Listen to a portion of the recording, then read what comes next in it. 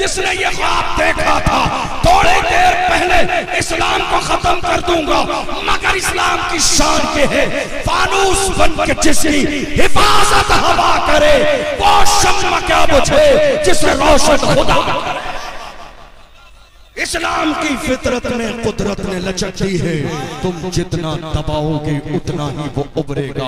इस्लाम को दबाने की हर जमाने में कोशिश की गई, मगर हालत ये है इस्लाम था, इस्लाम है, इस्लाम रहेगा। अब हालत ये हुई, मैं अर्ज कर रहा था, मैंने कई पॉइंट बीच में छोड़े बात जोड़ने के लिए। मैं अर्ज कर रहा था इस मुल्क की आजादी के बाद एक पार्टी थी हमारे यहाँ, सबने उसी का दामन थाम लिया। बहुत जल्द लोगों को यह बात समझ में आ गई थी हिस्सेदारी क्या है और ताबेदारी क्या है, गुलामी क्या है और बराबर की हिस्सेदारी क्या है। मैं अर्ज कर रहा था आज हमारे यहाँ बड़ी बड़ी तंजीमें और बड़ी बड़ी तहरीकें सिर्फ इसलिए फेल हो जाती है कि साहब हमसे पूछा नहीं, हमसे राय नहीं ली, हमसे मशवरा नहीं लिया, हमारा नाम नहीं आया, हमारा फोटो नहीं आया, हमारी दस्तार बंदी नहीं हुई, हमारे गले में हार नहीं डाला गया। मैं अपनी कौम से हाथ जोड़ के कहता हूं इस हार के चक्कर में कब तक रहोगे, जीत की बात करो। इस हार के चक्कर में कब तक रहोगे? इस हार ने हमें हरा दिया है। जब तक मुसलमानों को इस हार का लालच नहीं था, उनका हार क्या था पूछो डॉक्टर इकबाल से, तो डॉक्टर इकबाल ने तर्जमानी की है। वो कहते हैं उस जमाने में जब हमें इस हार का लालच नहीं था, हमारा लेवल इतना अपर था। उन्होंने कहा हमारा लेवल इतना था टल न सकते थे अगर जंग में अड़ जाते थे, पांव शेरों के भी मैदान से उखड़ जाते थे, तुझसे सरकश हुआ कोई तो बिगड़ जाते थे। तीर क्या चीज है, हम तोप से लड़ जाते थे, शान आंखों में न जचती थी जहादारों की, कलमा पढ़ते थे हम छाओं में तलवारों की। हम जो जीते थे तो जंगों की मुसीबत के लिए या रसूल अल्लाह, और मरते थे तेरे नाम की अजमत के लिए। दश्त तो दश्त है, दरिया भी न छोड़े हमने, बहरे जुल्मात में दौड़ा दिए घोड़े। ये किसी और की तारीख नहीं, मोहम्मद अरबी के गुलामों की तारीख है। लेकिन उसके लिए करना क्या पड़ेगा आपको? इत्तेहाद। इत्तेहाद हमारे यहाँ क्या है मालूम है? सलाउद्दीन अय्यूबी का एक जुमला मुझे बार बार याद आता है। मैं हमेशा सफर में हूं या घर में हूं, जब जब मैं अपनी कौम के हालात ऐसे देखता हूं वो जुमला मुझे बार बार याद आता है। और आप भी अपने दिल पर नक्श करके ले जाइएगा। अगर उम्मत के लिए, मिल्लत के लिए, कौम के लिए कुछ करना चाहते हैं, सलाहुद्दीन अय्यूबी ने फरमाया अगर मुसलमान के दुश्मन न होते तो हम पूरी दुनिया को फतेह कर लें। गौर कीजिए, गौर कीजिए इस जुमले पर, गौर कीजिए इस जुमले पर। अगर एक मुसलमान दूसरे मुसलमान का दुश्मन न होता, अगर एक मुसलमान दूसरे मुसलमान का दुश्मन न होता, अगर एक मोमिन दूसरे मोमिन का दुश्मन न होता, तो हम पूरी दुनिया को फतेह कर लेते। हैरानी की बात है हमारी कौम के लोग न जाने किससे मार खा के आके घर में बैठ के सब्र कर रहे हैं, और सगे भाई की बात आ रही है तो कोर्ट और कचहरी के चक्कर लगा रहे हैं। नामर्दी का दौर आज हमारी निगाहों के सामने है। रसूलुल्लाह की नामूस की बात आ रही है, घर में खामोश बैठे हुए हैं। मेरी कौम के जवानों, तुम्हारे सर पर जो इज्जत का ताज है ये मुस्तफा की जूतियों का सदका है।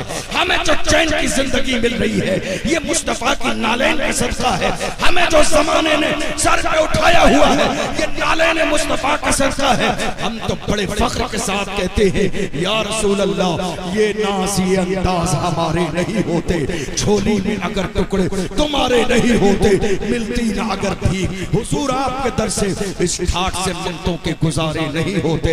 बेदाम ही बिक जाइए बाजार नबी में, इस शान के सौदे में खसारे नहीं होते। जब तक के मदीने से इशारे नहीं होते, रोशन कभी किस्मत के सितारे नहीं होते। हुजूर के बनके तो देख लिया। जिंदाबाद। सब जवाब दे माशाअल्लाह या रसूल अल्लाह। जिंदाबाद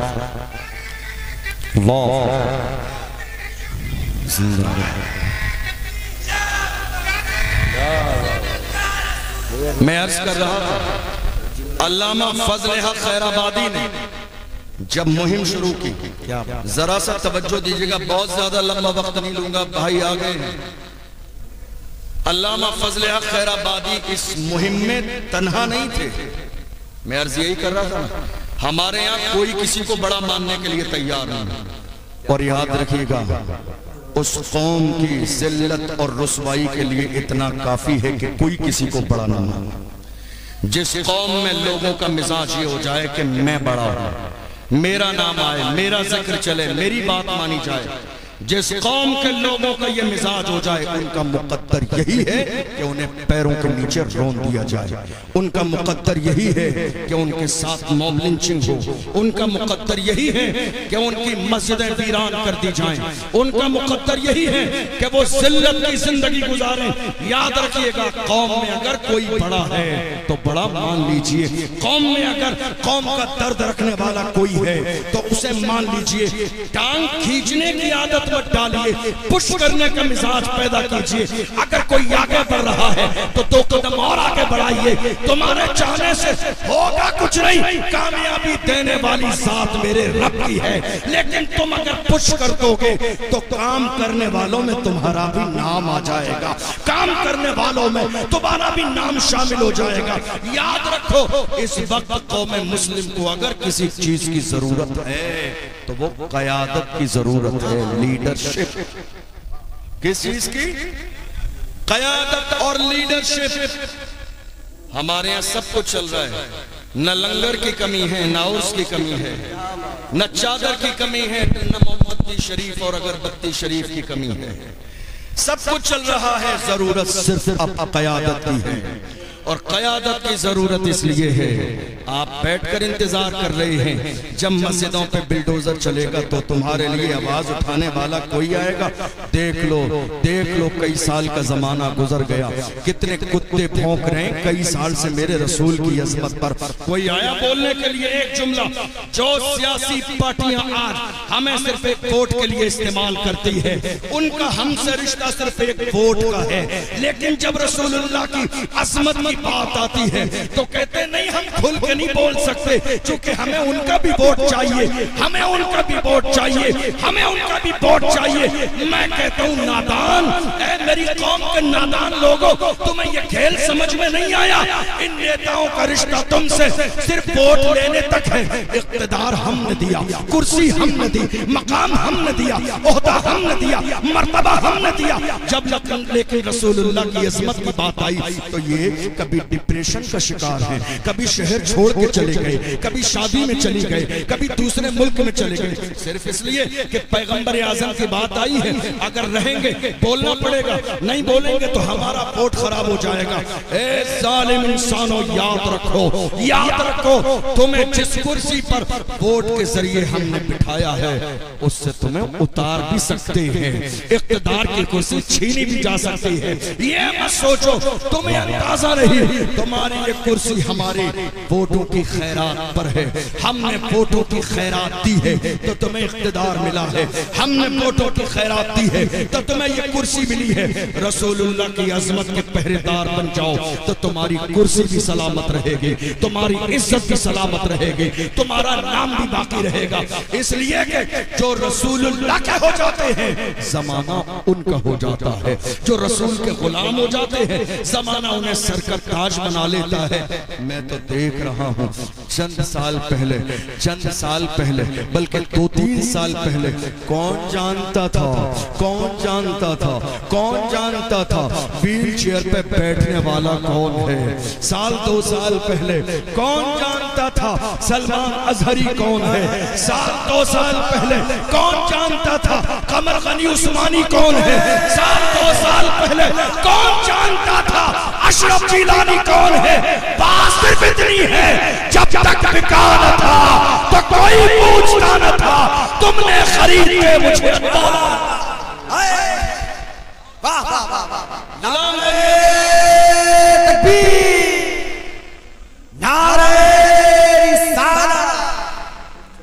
मस्तके आला हज़रत इस्लाह मुआशरा कॉन्फ्रेंस सरकार की आमद उलमाए अहले सुन्नत नारे तकबीर।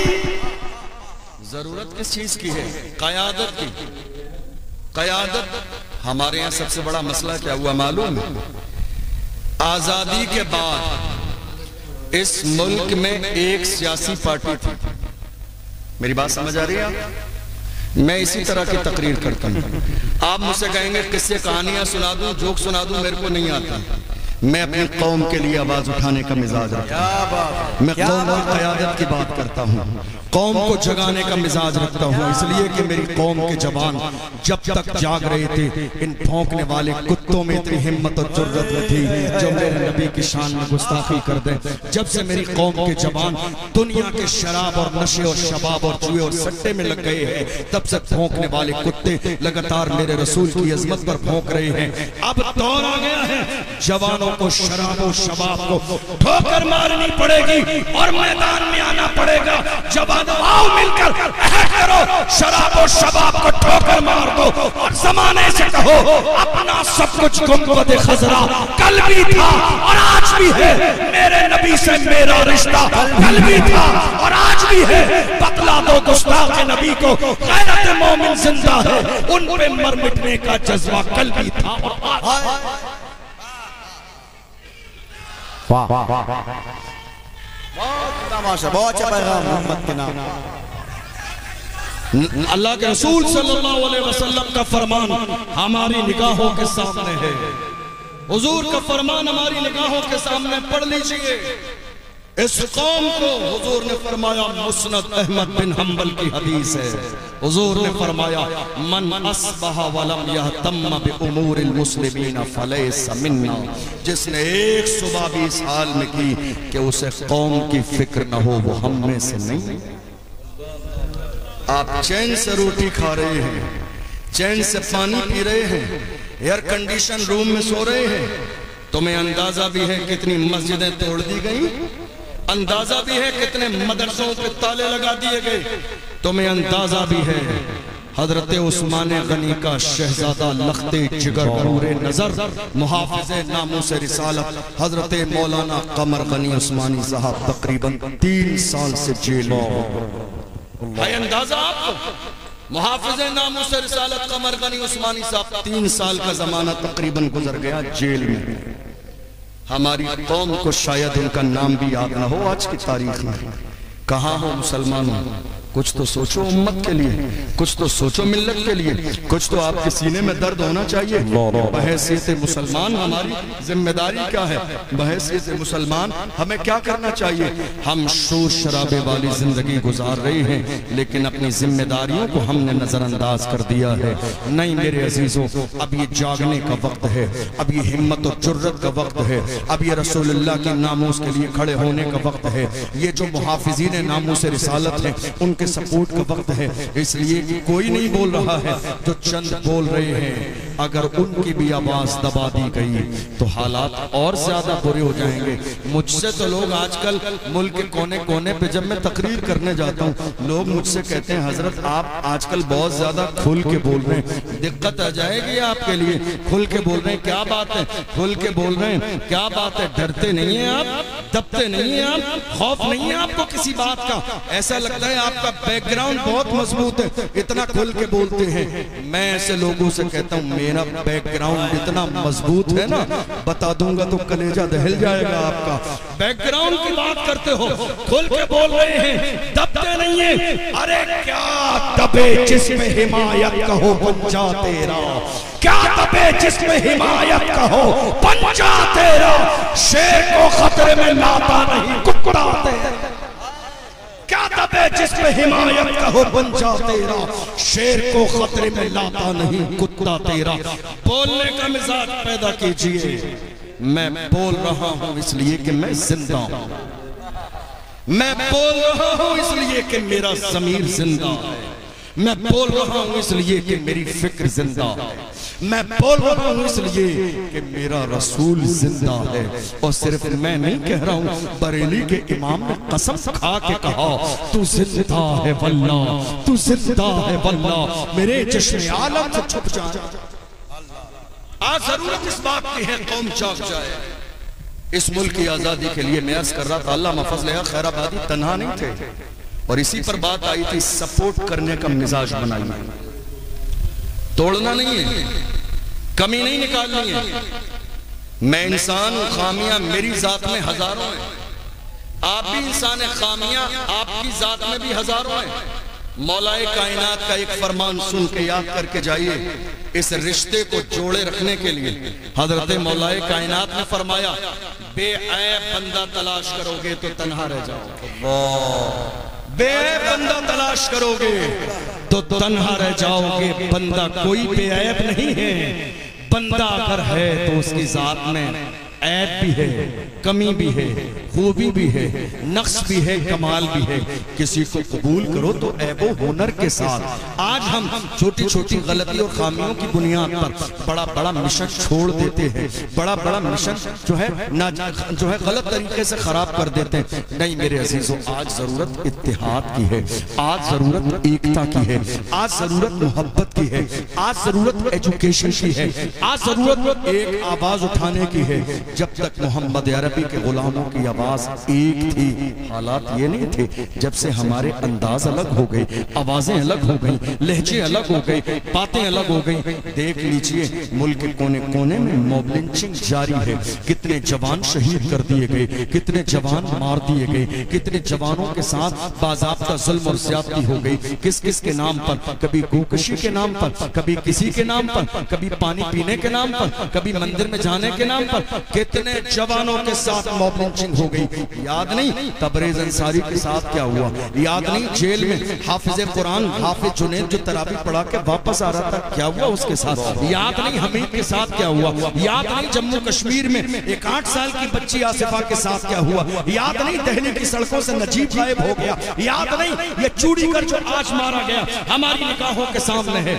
ये मुल्क में हो रहा है, हम जागेंगे नहीं, हम समझेंगे नहीं, हम संजीदा नहीं होंगे, हालात कभी बेहतर नहीं होंगे। हालात को बेहतर करने के लिए एक ज़मीर जिंदा दिल जो इंसान होता है उसको जागना भी पड़ता है और अपनी जिम्मेदारी को कबूल करना पड़ता है। और याद रखिए मैंने जो लफ्ज बोला लीडरशिप, क़यादत, समझ के जाइएगा इस बात को। लीडरशिप का कोई कोर्स और डिप्लोमा नहीं होता है। हालांकि हमारे यहाँ डिप्लोमा वालों की भी कमी नहीं है। क्या बात, क्या कोर्स नहीं होता है उसका कोई। हाँ कई बार देखा गया ना, आला हजरत के शेरों के मुकाबले में डिप्लोमा वाले लोग भी आ जाते हैं। ये बड़ा अफसोसनाक सूरत हाल है, अलमिया है इस बात का। लीडर का कोई डिप्लोमा नहीं होता है, कोई पढ़ाई नहीं होती है, कोई कोर्स नहीं होता। ये एक सलाहियत, क्वालिटी है जो अल्लाह किसी किसी बंदे में डाल देता है। और अगर हमारे दरमियान कोई एक ऐसा बंदा है कि जिसके अंदर लीडरशिप की सलाहियत है, लीडरशिप की सलाहियत किसे कहते हैं मालूम है? जिसके अंदर झुकाव भी हो, जिसके अंदर आजिज़ी हो, जिसके अंदर सुनने की सलाहियत हो, जिसके अंदर प्यार से डील करने की सलाहियत हो, जो बुरा न मानता हो, जिसे गुस्सा न आता हो, जिसके अंदर बात करने की सलाहियत हो, जिसके सीने में किसी का डर न हो अल्लाह के अलावा, जो अपनी कौम के लिए मुखलिस और कौम को जोड़े रखने वाला हो। ये तमाम तर क्वालिटी अगर किसी के अंदर है तो ये मत देखिए जात कौन सी है, ये मत देखिए रंग कैसा है, ये मत देखिए अमीर गरीब है, कौम का कायद मान लीजिए। इसलिए कि जिस कौम के पास कायद न हो उनकी आवाज कोई सुनता नहीं है, जिस कौम का कोई रहनुमा न हो उनकी आवाज कहीं तक नहीं पहुंचती है, जिस कौम का कोई लीडर न हो उसकी आवाज कभी ना पार्लियामेंट तक पहुंचती है, न सुप्रीम कोर्ट और हाई कोर्ट तक पहुंचती है। जिनके पास कोई लीडर न हो, क्या किया हमने? क्या किया? हाल ये था अलविदा जुमे के मौके पर दिल्ली की सरजमीन पर हमारे चंद लोग भीड़ की वजह से रोड पर सजदा करने लगे। 5 मिनट की नमाज पढ़ने के लिए क्या लातें नहीं मारी गई? क्या पैर नहीं मारे गए? क्या सजदे में ठोकर नहीं मारी गई? जिस रास्ते को हफ्ते पर बिजी रखा जाए, जो रास्ते 10 दिन बंद रहे, कावड़ यात्रा के नाम पर महीनों के एतबार से मुल्क के कोने कोने पे लोग निकलते रहे, रोड जाम रहे, वहां 2 रकात सजदे की इजाजत नहीं है। बात सिर्फ इतनी है, लीडरशिप कमजोर है, क़यादत कमजोर है। अगर क़यादत मजबूत होती तो हमारा भी कोई होता, कौम के लिए आवाज उठाने वाला, हमारा भी कोई होता सलाहुद्दीन अय्यूबी के लिए अड़ जाने वाला हमारा भी कोई होता, मोहम्मद बिन कासिम की तरह सिंधो हिंद पर इस्लाम का झंडा लहराए। जरूरत है इस बात की। हमारी कौम का अलम है ये। लोग बड़ी बड़ी कॉन्फ्रेंसें किस्से और कहानियां सुन के खत्म कर देते हैं, जोक सुनकर मस्त हो जाते हैं। क्या तकरीर की हजरत ने, मजा आ गया। अरे खुदा के बंदों, मजे के लिए नहीं, अपने सीने में कौम का दर्द पैदा करो। मुल्क के कोने कोने में रोज कितने लोग मारे जाते हैं, रोज कितने लोग यतीम हो रहे हैं, कितने लोगों के साथ जुल्म हो रहा है। मिल्लत का अपने सीने में दर्द पैदा करो। हमें नींद कैसे आ जाती है? अरे तुमने आशिक और तुमने दीवाने और मोहम्मद अरबी के गुलाम देखे नहीं है? मैंने देखा फलस्तीन की सरजमीन पर रमजान के वक्त का हाल ये था, हालत ये थी, जब बमबारी हो रही थी, मस्जिदें गिरा दी गई, मलबे के ढेर पर लोग सजदे कर रहे थे, तराबी पढ़ रहे थे, कुरान की तिलावत कर रहे थे। मीडिया वाला आया एक नौजवान के सामने और उसने माइक उसके सामने किया, पूछने के लिए क्या हालात है। उस जवान ने अपने मुंह पर बाज़ाब्ता ढाटा लगा लिया और उसके बाद वो इंटरव्यू देने लगा। देखो माएँ कैसी होती हैं, माएँ, हमारी माएँ हमें डरा रही है। हमारे वालिद हमारे सीने में खौफ पैदा कर रहे हैं। इकलौता बेटा है, जान चली जाएगी। अरे तुम इकलौते बेटे की बात करते हो, अरे मेरी जान खातून जन्नत के शहजादे से ज्यादा कीमती नहीं है। मेरी जान अली अकबर से ज्यादा कीमती नहीं है। मेरी जान कासिम की जवानी से ज्यादा कीमती नहीं है। मेरी जान अब्बास की जान से ज्यादा कीमती नहीं है। मेरी जान हजरत हंज़ला की जान से ज्यादा अजीज नहीं है। मगर वो मोहम्मद अरबी के गुलाम मैदान में जाते थे तो जमाने को कहते थे, छुट जाए अगर दौलते कौनैन तो क्या गम, छूटे न मगर हाथ से दामाने मोहम्मद। ये मिजाज होता था उनका। हम कहाँ खड़े, क्या सोच रहे, क्या कर रहे हैं? मेरे अजीजों, हालात हमारी निगाहों के सामने। मैं रोज अपनी कौम से यही कहता हूँ, खुदा के लिए अपनी जिम्मेदारी को कबूल कीजिए, अपनी जिम्मेदारी को समझिए। ये जो ऊंच नीच हमारे जहनों में है, जात का फर्क, रंग का फर्क, गरीबी और अमीरी का फर्क निकाल दीजिए। मेरे नबी ने फरमाया, इस्लाम में मुअज़्ज़ज़ न जात की बुनियाद पर है, न बिल्डिंग की बुनियाद पर, न खानदान की बुनियाद पर, इल्ला बित्तक़वा, तक़वे की बुनियाद पर मुअज़्ज़ज़ है। और आपको मालूम है, बरतानिया की सरजमीन पर मौजूदा दौर में सबसे ज्यादा तेजी से फैलने वाला मजहब अगर कोई है तो वो मजहब इस्लाम है। अमेरिका की सरजमीन पर सबसे तेजी से फैलने वाला अगर कोई मजहब है तो वो मजहब इस्लाम है। अफ्रीका की सरजमीन पर अगर सबसे तेजी से फैलने वाला अगर कोई मजहब है तो मजहब इस्लाम है। उनसे पूछा जा रहा है, तुम्हें इस्लाम की कौन सी बात ने मुतासिर किया? तो वो कहते हैं, बस इस बात ने मुतासिर किया, यहाँ न कोई अमीर है न गरीब है, न काला है न गोरा है, न छोटा बाप न बड़ा बाप। इस्लाम का मिजाज ये है। हम ये देख रहे हैं, लाइनें लगी है इबादत गाहों पर, 1000 वालों की अलग है, 500 वालों की अलग है, 200 वालों की अलग है, 100 वालों की अलग है। और जिनके पास पैसे नहीं, उनका नंबर आया आया नहीं आया, मगर ये अल्लाह का घर मस्जिद है। रक्षा चलाने वाला भी आ जाए, पहली सब में बैठ जाए, किसी मालदार को ये इजाजत नहीं है उसे उठा के पीछे कर दे। इस्लाम का मिजाज ये है, एक ही सब में खड़े हो गए, महमूद व अयाज, न कोई बनता रहा और न कोई बनता रहा। हक है, जिंदाबाद।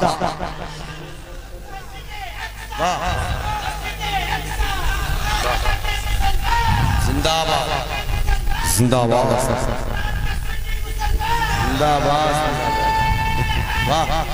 मैं अर्ज कर रहा था, रमजान के महीने में जब वक्फ बोर्ड का मसला आया, हमारी कौम सो रही थी, कुछ लोग उठे, दिल्ली के जंतर मंतर पर पहुंचे और उन्होंने मुल्क के कानून के दायरे में रहकर अपनी आवाज उठाई। मैंने बात यहीं से शुरू की थी, शायद आपके जहन में ना हो। अब हालत ये हुई कि एक शख्स मैदान में फिर वही आया जिसने कई बार मेरे नबी की शान में गुस्ताखी की, लेकिन हुआ कुछ नहीं। न जाने उस पर इतनी शफकतें और मेहरबानियां क्यों हैं। न जाने इतनी तवज्जो क्यों है, न जाने इतना दरगुजर क्यों किया जा रहा है। फिर वही शख्स आया मैदान में और जुमला सुन लीजिए, जाके सर्च कीजिएगा, मीडिया पर मिल जाएगा आपको, सोशल मीडिया पर। उसने कहा देखो ये मुसलमान रोड पर आ गए, मुल्क का कानून बना, कानून की मुखालिफत करते हैं। अरे बेवकूफ इंसान, तुझे अंदाजा नहीं, हम जमहूरी मुल्क में रहते हैं। एहतिजाज ये हमारा आईनी हक है, एहतिजाज ये हमारा कानूनी हक है, प्रोटेस्ट करना ये हमारा कानूनी हक है, और इस हक से हमें किसी का बाप भी नहीं रोक सकता है। ये कानून हमारा मुल्क का है और इस कानून ने हमें ये इजाजत दी है। उसी कानून के दायरे में रहते हुए मुसलमान जब बाहर आए तो उस शख्स ने निकल के कहा अगर मुझे मोहलत मिल जाए तो मैं सिर्फ हिंदुस्तान से नहीं पूरी दुनिया से इस्लाम को खत्म कर दूंगा। ये जुमला मौजूद है, आप जाके सर्च कीजिएगा। जब मैंने ये जुमला सुना तो जरा जहन दौड़ाइए, मुझे ख्याल आया कि जब इस्लाम की सबसे पहला मौका जो गज़बा हुआ था बद्र, अबू जहल निकला। पढ़िए सीरत ज़ियाउल नबी अल्लामा पीर करम शाह ज़ारी की तफसील से लिखा उन्होंने। हालत ये थी अबू जहल 1000 लोगों को लेके निकला, शराब के मटके साथ में हैं, ज़िबा करने के लिए ऊंट साथ में हैं, मुजरा करने वाली औरतें साथ में, नाचने गाने वाली। मेरी कौम के गैरतमंद जवानों सुन के जाइएगा, ये मुजरा किसी दौर में रसूलुल्लाह के सहाबा ने न किया है न सुना है। किसी भी जमाने में ये नाच गाने ढोल बाजे डीजे मोहम्मद अरबी के गुलामों के यहाँ नहीं रहे, ये इस्लाम के दुश्मनों ने हमेशा इस्तेमाल किए हैं। लोगों ने कहा अबू जहल से इतने ज्यादा ऊंट, ये नाचने वाली औरतें, शराब के मटके, जंग में क्या होगा इन सारी चीजों का। जुमला देखिए, उसने कहा 313 है मुकाबले में, बूढ़े भी हैं, बच्चे भी हैं, जवान भी हैं। अभी जाकर उन्हें पैरों से मसल देंगे और उसके बाद न इस्लाम रहेगा न इस्लाम का नाम रहेगा। फिर ऊंट ज़िबा किए जाएंगे, खाना बनाया जाएगा और उसके बाद शराब पी जाएगी और उसके बाद ये नाचने वाली औरतें नाचेंगी, गाएंगी, मुजरा करेंगी, जश्न मनाया जाएगा। इस्लाम के खत्म हो जाने पर वो आया, आने के बाद में दुनिया ने देखा 2 छोटे छोटे बच्चों के हाथों से अबू जहल जलील हुआ, रुसवा हुआ और उन 2 छोटे छोटे बच्चों के हाथों से वासिले जहन्नम हुआ। जब मैंने इस जालिम का ये जुमला सुना कि मैं पूरी दुनिया से इस्लाम को खत्म कर दूंगा, तो मेरे जहन में ये बात आई, अरे नादान, इस्लाम को खत्म करने वाले, पूछ अपने बाप अबू जहल से जिसने ये ख्वाब देखा था थोड़ी देर पहले इस्लाम को खत्म कर दूंगा, मगर इस्लाम की शान के है फानूस बन के जिसकी हिफाजत हवा करे, वो शम्मा क्या बुझे जिसे रोशन खुदा करे। इस्लाम की फितरत में कुदरत ने लचक दी है, तुम जितना दबाओगे उतना ही वो उभरेगा। इस्लाम को दबाने की हर जमाने में कोशिश की गई, मगर हालत ये है, इस्लाम था, इस्लाम है, इस्लाम रहेगा। अब हालत ये हुई, मैं अर्ज कर रहा था, मैंने कई पॉइंट बीच में छोड़े बात जोड़ने के लिए। मैं अर्ज कर रहा था इस मुल्क की आजादी के बाद एक पार्टी थी हमारे यहाँ, सबने उसी का दामन थाम लिया। बहुत जल्द लोगों को ये बात समझ में आ गई थी, हिस्सेदारी क्या है और ताबेदारी क्या है, गुलामी क्या है और बराबर की हिस्सेदारी क्या है। आज हमारे साथ जो ये ख्वाब देखा जा रहा है ना, मुसलमान किराएदार हैं, वजह यह है कि हमने अपना नारा जरा सही से नहीं लगाया। हम नारा क्या लगा रहे हैं, मुसलमान इस मुल्क के वफादार भी हैं, जिम्मेदार भी हैं। एक सेंटेंस छूट गया आपसे, अब नारा लगाइए, वफादार भी हैं, जिम्मेदार भी हैं और बराबर के हिस्सेदार भी हैं। जब बड़ा वक्त चमन पे तो लहू हमने दिया, जब बड़ा वक्त चमन पे तो लहू हमने दिया। आज कहते हो कि गुलशन में तेरा काम नहीं, अरे हम भी तामीर वतन में है, बराबर के शरीक करो दीवार अगर तुम हो तो दुनिया में। मुसलमान किसी के बाप की जागीर में नहीं रहता है, और हम तो बड़े फख्र के साथ कहते हैं, कुर्सी पर कोई भी बैठे राजा तो मेरा खौजा।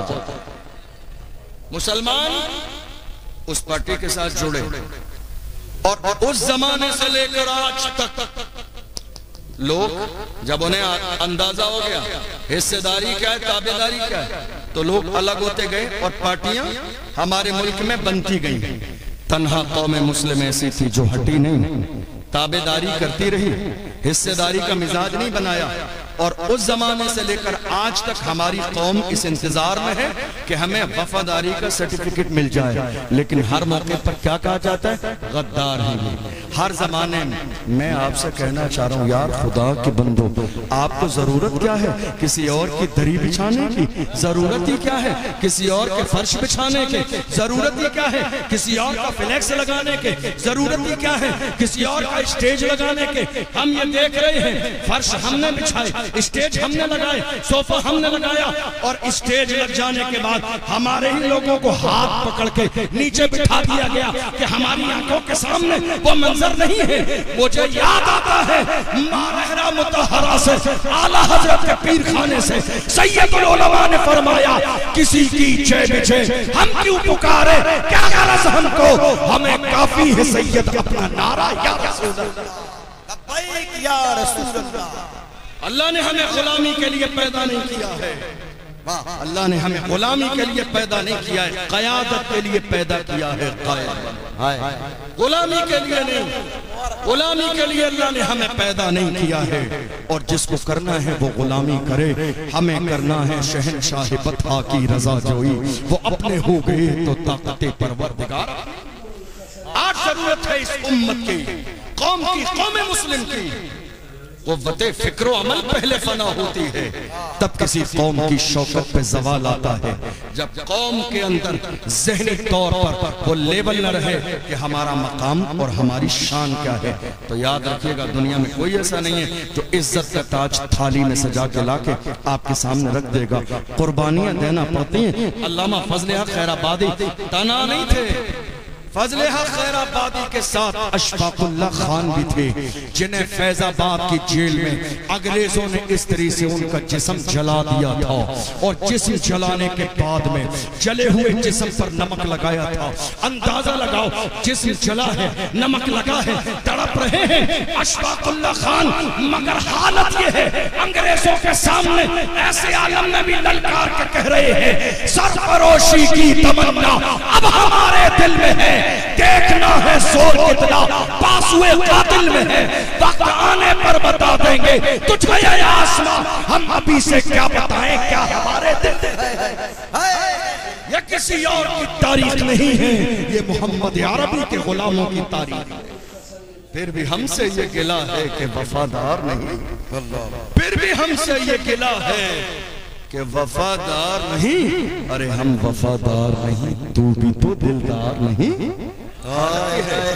हालत ये है, हालत ये है। इसी मुल्क की आजादी के लिए अल्लामा सैयद किफायत अली काफी। कौन? जरा जोर से बोलिए। जब मुल्क की बात आ गई है तो सुन के जाइए, मैं बस 10 से 15 मिनट लूंगा आपको, सुन के जाइए।